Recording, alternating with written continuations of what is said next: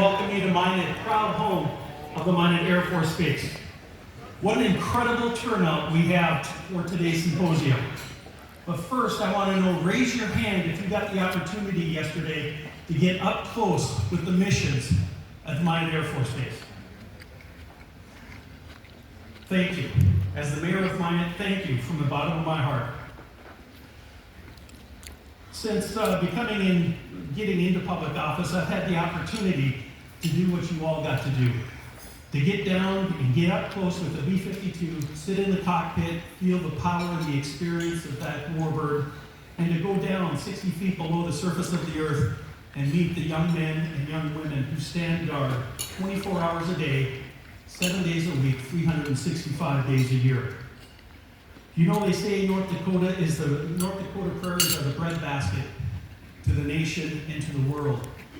But what we often forget is as we drive by those fields of barley, or in between those fields of barley, sunflowers and canola, are the centerpiece, to what some call the centerpiece to our world's nuclear deterrence.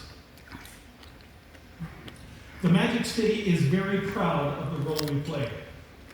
We are home to the Barksdale Trophy. It's awarded to a community that exudes an incredible amount of support for our military. And it tells us and solidifies what we already know.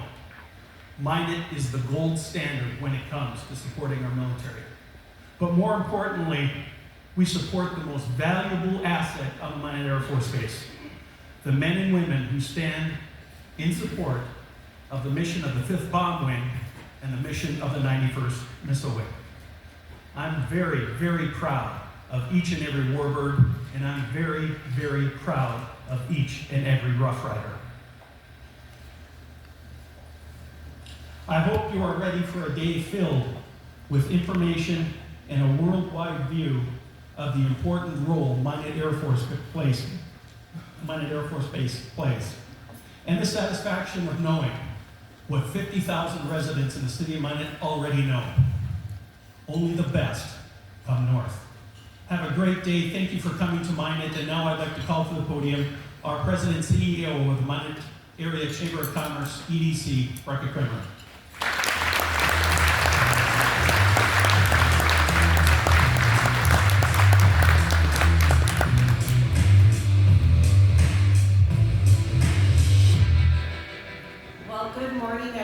Welcome to the Magic City. Thank you so much, Mayor Ross, for kicking off today's event.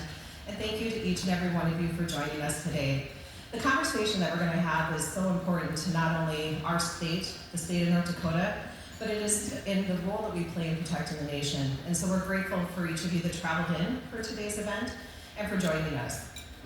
Minot isn't Minot without Minot Air Force Base, and we take that seriously. There's not many economic development projects that we can take on that have a return in an investment of $600 million every single year. But that's not what it's about. It's about the airmen who serve and live in our community in our great state. And we're so excited for today's program. I want to give just a little bit of background on the Chamber DC and what Task Force 21 is. So Task Force 21 is our volunteers and the advocacy side for Minot Air Force Base. It's an activity of the Minot Area Chamber DC that educates the local community, North Dakota officials, members of Congress, and the public on national security issues, national defense, and supports Minot Air Force Base, Air Force Global Strike Command, and we educate and advocate not only in our state, but also in DC. And we take that work seriously. I want to give a nod to some of our Task Force 21 members. They are all volunteers, and they give tirelessly to the cause. We have our chairman, Mark Janser.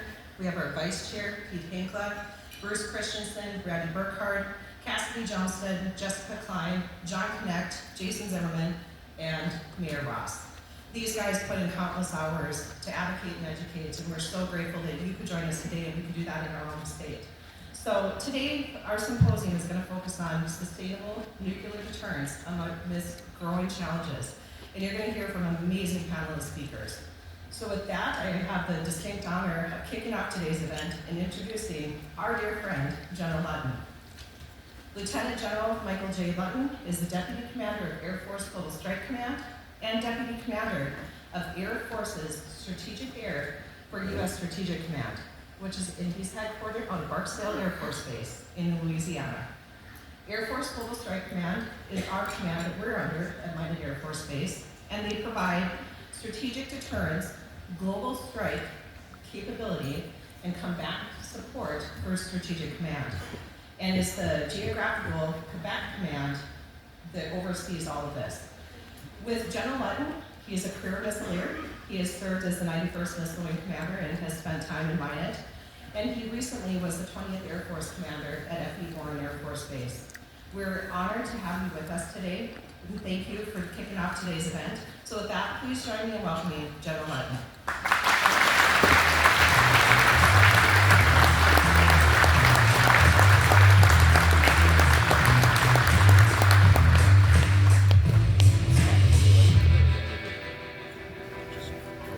Somebody's sitting in this one. Thanks for that great introduction. It's, I would say, great to be back home. My kids actually live here. Our son is a captain that works for Colonel McGee, and our daughter-in-law is a captain that works for Dan Hoadley. So it's good to be back home. And I'm also reminded of the fact that most people were probably more excited to see my wife last night at the social than me. And she's been in town for about a week and a half before me. So it's great to be back and a great opportunity. I wanted to do one thing first. Chief Bob Harrington, where are you at, sir? Way back here. Way back. For those that don't know, Chief was my first chief when I was a second lieutenant in 1991, February 1991. So every time we come back, it's always great to see Chief. Chiefs in our NCO Corps, I'll talk about them a little bit later, but they actually are the decisive difference for our military. That is without question. Many officers you can replace, you can't really replace a chief. Absolutely proud to serve with you, Chief. And Chief, thanks for taking a second lieutenant under your wing 33 years ago and making a difference. So Brendan and I appreciate you. And it's tough too. Many of you know Chief Kreider. I will not be able to stick around, but Chief Kreider is the command chief. He's a Rough Rider chief, and Chief Kreider will finish out his career this Friday. And we're just unbelievably proud of him and the contributions he's made and the difference he's made in our airmen and our families' lives. So we consider him a friend, and he is also among the great chiefs that have served our nation. So we're thankful to serve with Chief Kreider for the rest of this week. On behalf of General Boussier, thank you so much for this invitation to speak. I do not speak usually for 40 minutes on any one subject, so it is unlikely that I will speak for 40 minutes. But on behalf of General Boussier, our commander, and the men and women that are on alert right now across the nation, whether they're in the mighty 8th Air Force or within 20th Air Force, we are thankful for everything the local communities do. We are thankful for the Task Force 21, and we are thankful for your support, not only of our team, but also of our families. It makes an unbelievable difference. I would be remiss if I did not talk about history for a second. I will talk about my father very briefly. My father was 41 when I was born. He was 8 when the Depression started. And it is very difficult for me to talk about him without getting emotional. He was 17 when he enlisted in World War II. And so 82 years ago last week, the Doolittle Raiders, a part of an unbelievable joint team, set out in the face of unbelievable uncertainty and struck a blow against Imperial Japan for our nation when our nation was really down. And that is something that sticks with me. That fighting spirit of those soldiers, sailors, airmen, Marines, at that time for our nation gave them spirit and gave them hope. In a mission that they didn't know how they were going to accomplish, and when you look at the timeline of what they did and how fast they did it, it is absolutely amazing and absolutely inspiring. And that fighting spirit exists today with the airmen, soldiers, sailors, Marines, and Guardians that serve right now in our country. In June, we'll celebrate the 80th anniversary of D-Day. It's really hard to believe that that's 80 years.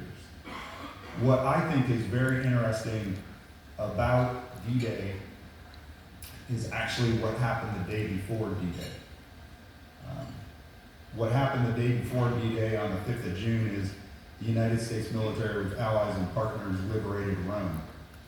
And the next day we invaded and liberated Western Europe, And that, I think, speaks to the spirit of this nation when we partner with our allies, that we do difficult things. We take on difficult challenges and we meet those challenges head on. Just like the Doolittle Raiders did, just like the generations before us.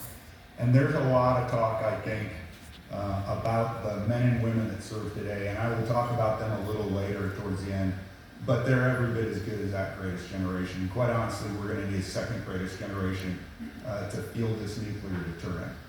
So without any further ado, thanks for our host, Task Force 21, our governor of the great state of North Dakota, Senator Hoeven, Representative Armstrong, Senator Kramer, Mayor Osgood. Thank you so much, and Colonel McGee, Colonel Hoadley, Colonel Westfall, Chief, thank you for the great support and the great welcoming back to Minot. Global strike forces are continuously deployed worldwide. So not only our ICBM force that remains on alert, but our National Airborne Operations Center that maintains the watch every day for this nation, as well as the mighty 8th Air Force. The mighty 8th Air Force has an illustrious history within our nation, military fighting force. If you are a fan of history, and I'm a fan of history, there are great books written about the heroics of the mighty 8th Air Force.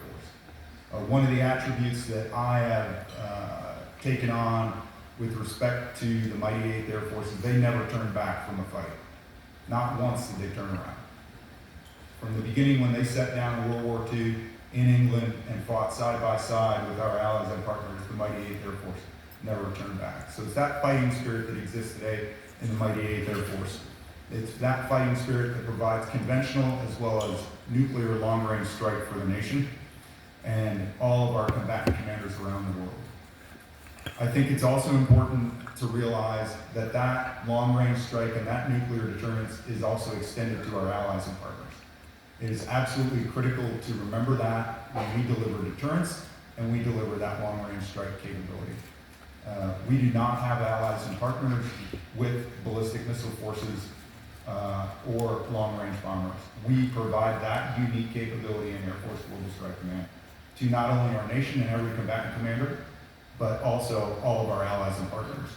And that capability is no more evident than at Minot Air Force Base.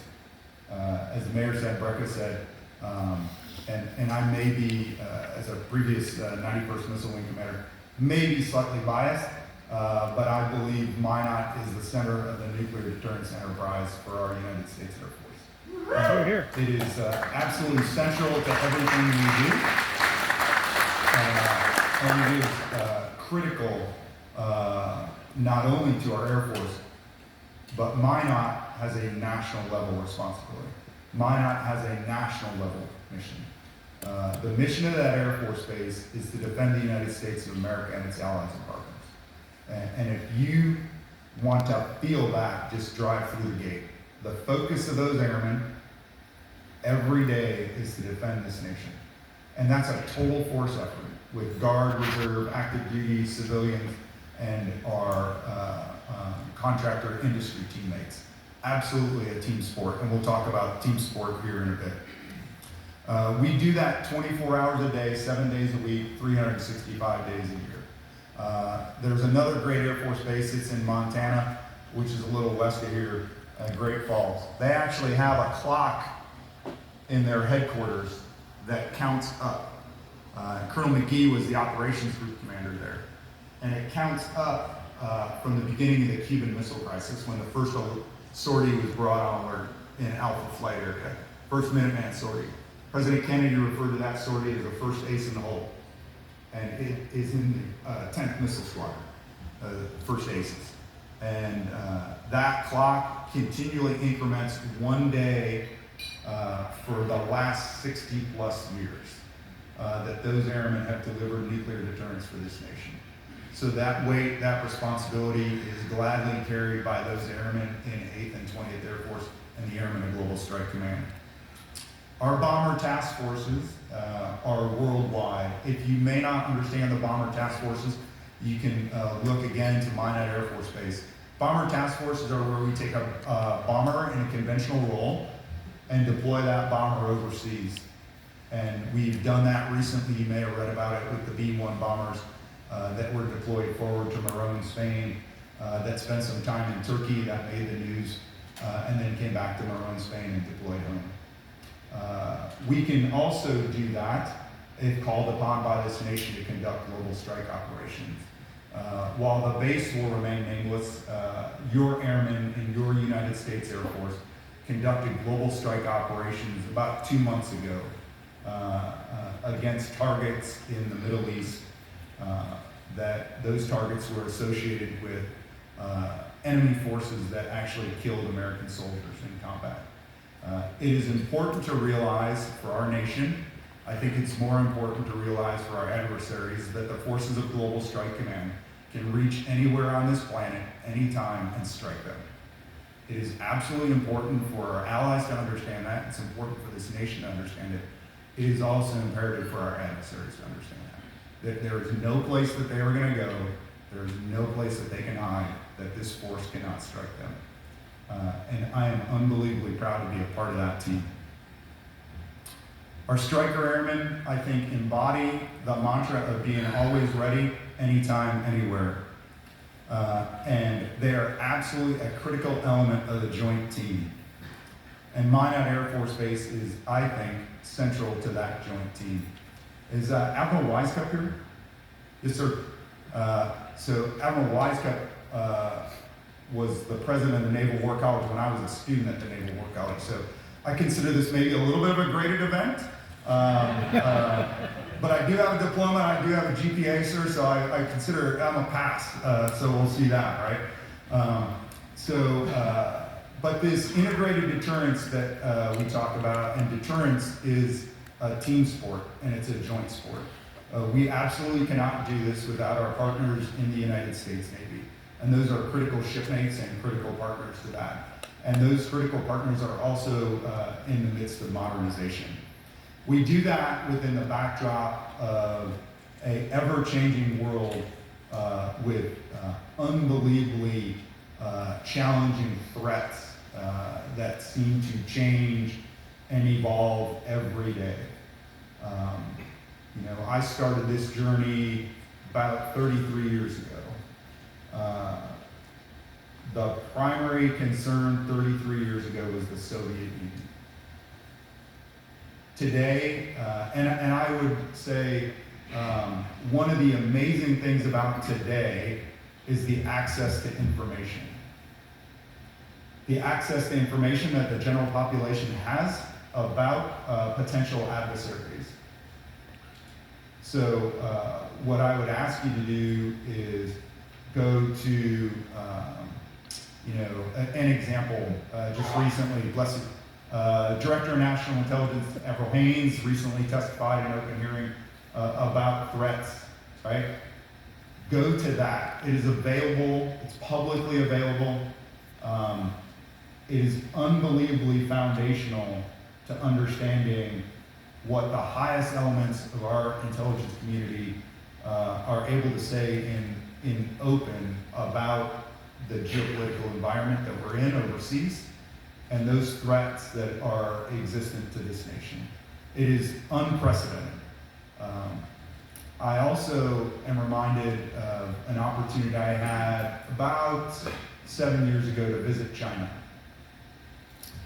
And what I took away from that was very, I think, influential in my development as a senior officer. If you look at a country of China, there's 1.2 billion people that live in China. For those of you that may not be aware of it, the Chinese Communist Party runs China. The Chinese Communist Party has about 95 million people in it. Okay. So I think it's important when we look at that to distinguish between the people of China and the Chinese Communist Party, right? And that is critical. I know Admiral Wisecup and some other speakers are going to talk to those, concerns and that landscape later in the discussion period. I would just say it was very influential for me to actually visit China. I think it's critical that our officers and our NCOs, both senior and non-commissioned NCOs, have those opportunities to be overseas, have those opportunities to understand cultures and understand different facets of the fabric of this world. It's absolutely critical that. It's absolutely critical for the deterrence mission. And your Global Strike Airmen are a part of that. I think all of us, in fact, Brecca and I were talking a little earlier about Russia and the fact that if you were to ask me or anyone else in 2021 or 2022, if you thought another country would invade another country in Europe, I would have probably said, no, I really can't see that. But we find ourselves in 2024, 2 years into that fight, with Russia invading another country. And those are just two of the countries, right, that are out there. You have the DPRK, you have North Korea that is out there, that in the public space clearly has developed capability that can threaten this nation, right? And that background informs our airmen, and your airmen are unbelievably educated on that background. They are aware of it, they understand it at the tactical level, and they understand it at the operational level. They are very well informed in that, both at the unclassified and the classified level. And we, as leaders, ensure that they remain unbelievably informed on that. Why? Because we want them to be decisive. We want them to have that information advantage. We want them to be able to have access to those things that will give them a decisive advantage intellectually, especially when they are delivering deterrence for this nation. While I was in Naval War College, there are unbelievable professors and unbelievable faculty. And again, as a Naval War College graduate, I'm a little biased. I tend to think that Naval War College is the war college. I know of at least one other person in this room, Admiral Wisecup, that would think the same thing, that Naval War College is the war college to go to. But Scott F. Lant was the instructor, and Scott F. Lant said something, and it's not lost on me how profound instructors can be in your life. And Scott F. Lant is now a retired general officer from the Army. He taught joint military operations. So we're in joint military operations. It's affectionately referred to because you have to have an acronym in the military. It's JMO. So we give it an acronym. So Scott said something one day that has stayed with me. He said, you win or lose at the transition. And what he was talking about was phase changes in a military operation. Well, we are in transition. And I don't want to overstate the stakes, but we are going to win or lose in transition. And our transition is modernization. Your global strike force, and you're going to hear from Colonel Ty Moore a little later about the Sentinel program. Every facet of your global strike command force is being modernized. Every facet of the ballistic nuclear force of the Navy is being modernized. The Ohio class is being modernized by Columbia, and every facet of Global Strike Command is being modernized. There are consequences to that, and we have to deliver for the nation. And that's going to require a team sport. That team sport that we'll talk about shortly includes industry, it includes academia, it includes our communities, it includes our allies and partners, and it includes your military. We absolutely have to deliver for this nation, given the backdrop of what is happening in this world. We absolutely have to deliver for them. So, what is transitioning? Right now, we are planning to transition from the Minuteman III intercontinental ballistic missile to the Sentinel. and I won't steal Ty's thunder, he'll talk more about that. You all are probably aware that there is something referred to as a non-McCurdy. Those are the names of the individuals who created the law, that when you reach a certain threshold in a program, if it is over a certain threshold, it's called a non-McCurdy breach. That is where we're at with the Sentinel program. So that program is going through a process right now of recertification. And we are a participant, we, Global Strike Command, are a participant in that certification process. That certification process is required by law, and the outcome obviously will determine the future of Sentinel. That does not mean that certain actions and activities within Sentinel stop. In fact, quite the opposite. There was recently groundbreaking at F.E. Warren Air Force Base for military construction, and there continues to be actions and activities within that program. Nonetheless, that program will have to go through a recertification. Our B-21 Raider will replace both the B-1 and the B-2, and it will be the power projection platform for our nation going in the future. You can see it on the slide, right in show center, right above the boss's patch, is the B-21.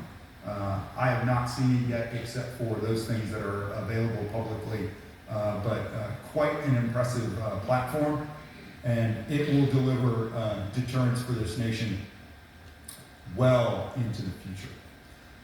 The mighty B-52 will be recapitalized into the B-52J, and it will receive new engines and a new radar. And we are excited for that, and it will go well beyond 2030 as the deterrent platform that's being able to deliver conventional and nuclear long-range strike. Our long-range standoff will place the air-based cruise missile, the ALCM, and that is also a major defense acquisition program. Our National Airborne Operations Center, or NAOC, will be replaced by the Strategic Airborne Operations Center, or SAOC, yet another acronym. That will replace our legacy E-4B airborne operations and have advanced C-2 capabilities. That is still early in its acquisition process. All of our nuclear command, control, and communications that we have are in one way, shape, or another being recapitalized or modernized. And we do that in partnership with the United States Navy, and we do that in partnership with the United States Space Force. That is also a key critical aspect. And our weapons generation facility will also be recapitalized. The first one is done at F.E. Warren Air Force Base, and they'll receive beneficial occupancy, is the acquisition terminology, likely within the next 12 months. And then we just broke ground on the weapons generation facility at Malmstrom Air Force Base. So we're excited for that. There will be 5 weapons generation facilities in total across our fiscal year defense program. I mentioned a team sport. I think it's instrumental to look at this through the lens of a team sport and who's on that team. Industry is on that team with us. Our uniformed military, our civilian military, our national labs, our communities are all a part of that team that is going to deliver that modernization for the nation. All within the backdrop of a very challenging landscape for our nation as we go forward. We cannot afford to lose at that transition. It is not an understatement that the capabilities that we are modernizing to deliver nuclear deterrence and national security for this nation. About 12 miles from here is the heartbeat of that. Okay, that is not lost on anybody in this room, and it's certainly not lost on potential adversaries to this nation. They look at that base, and they see that base, and they see the investment that's put into that base, and we absolutely have to deliver as a team.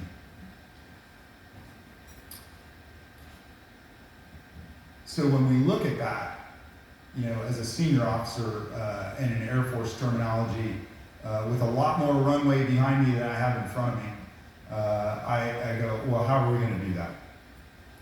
I think you do it three ways. First, you really do it with that team sport, with that team mindset, right?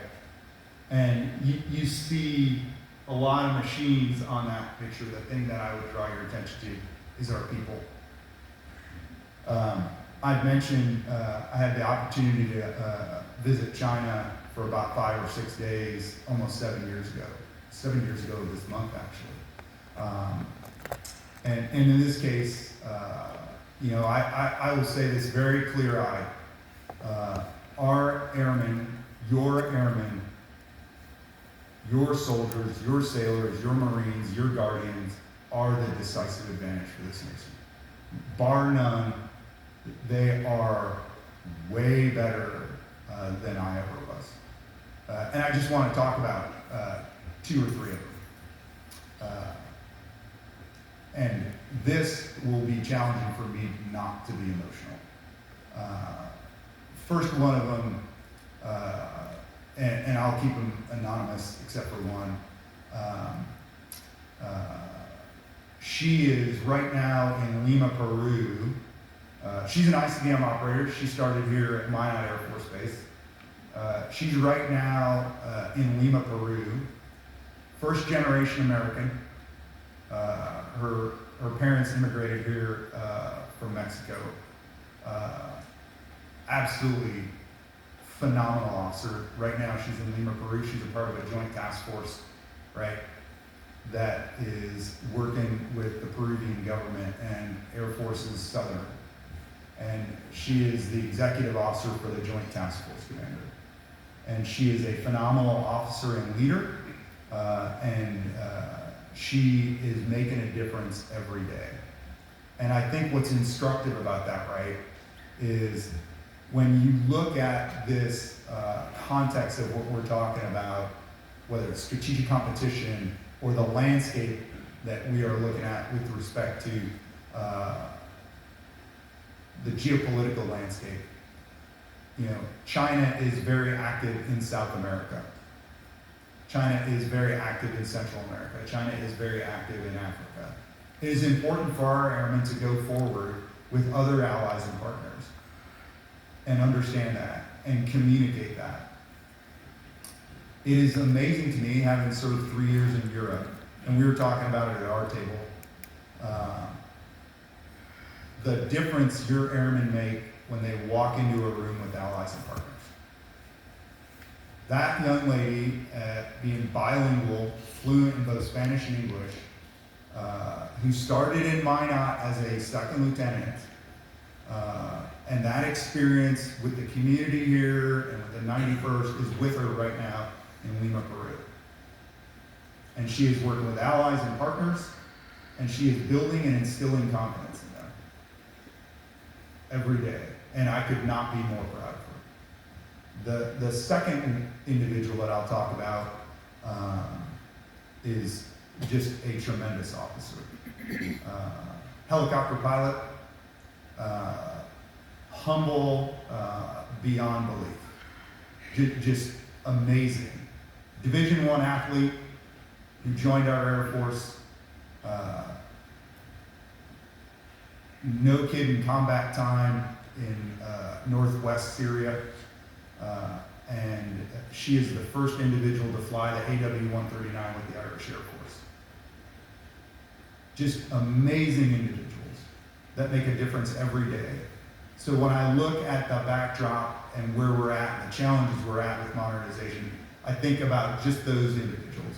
But when you go on Minot Air Force Base, you're going to see individuals that are exactly the same, that are making a difference every day. When you go on Dyess Air Force Base in Texas, you're going to see the same individuals making a difference every day. The third one I'm going to talk about is Kenny McGee, who I'm going to publicly embarrass. Kenny and I have known each other for quite some time. And the one thing that I know about Kenny is going to take care of the airmen, he's going to take care of the families, he's going to take care of the mission. So Kenny and I really started working together almost a decade ago. And we had a very tough situation within the wing. And there's one person I turned to immediately, and that was Kenny McGee to make the difference. Took a squadron that was not performing well and led those airmen to success. The part that you also don't know about Kenny McGee is Kenny McGee and I then worked together on the joint staff. And the part that you don't know about Kenny McGee is Kenny McGee was responsible for the National Military Command Center. And we have Deputy Secretary of Defense Norquist here, sir. It's great to see you again.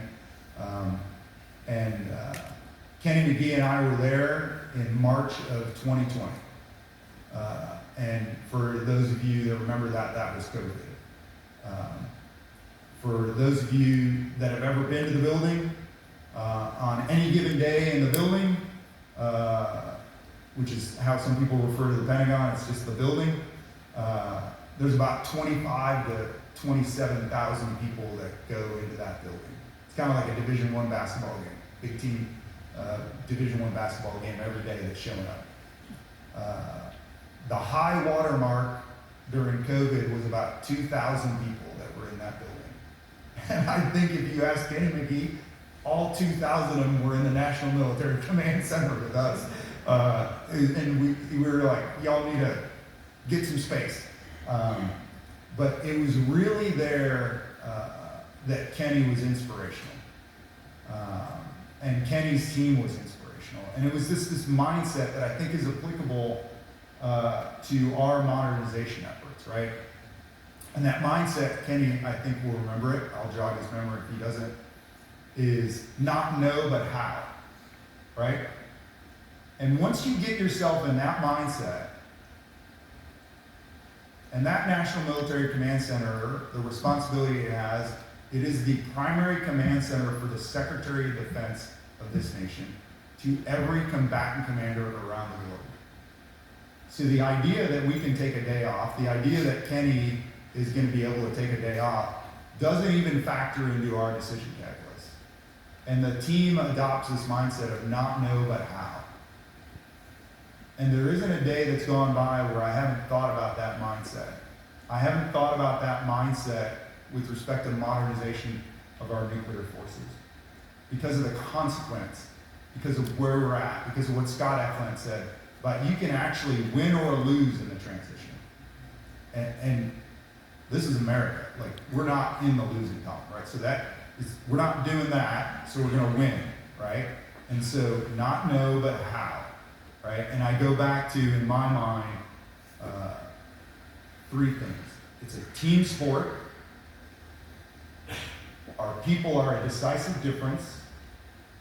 And our communities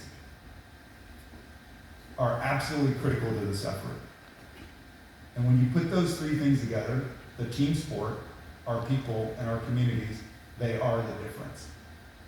So on behalf of General Bussier, our commander of Air Force Global Strike Command, thank you so much for the time today and for allowing me to talk about our team and how we partner with your community, and most importantly to me, our people. So thank you very much.